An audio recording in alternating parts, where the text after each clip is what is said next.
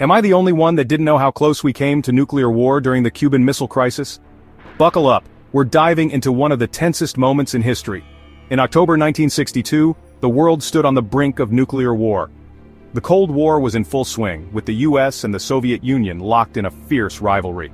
Tensions soared when American spy planes discovered Soviet nuclear missiles in Cuba, just 90 miles from the US coast. President John F. Kennedy had a dilemma: act too aggressively and he could trigger World War III. Do nothing, and America would be vulnerable to a nuclear strike. The stakes couldn't be higher. Kennedy decided on a naval blockade, officially a quarantine, to prevent more missiles from reaching Cuba.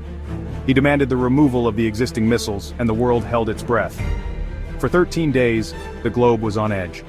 Soviet Premier Nikita Khrushchev faced immense pressure. Would he back down or escalate? US forces were on high alert, ready for a potential invasion of Cuba. Finally, a secret deal was struck.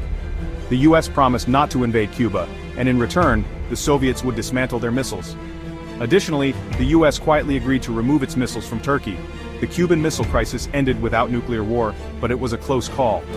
It taught the world the importance of diplomacy and communication in the nuclear age. Kennedy and Khrushchev's compromise averted disaster, proving that even in the darkest times, peace can prevail. And that, folks, is how the world almost ended in just 13 days. Subscribe for more thrilling history bites.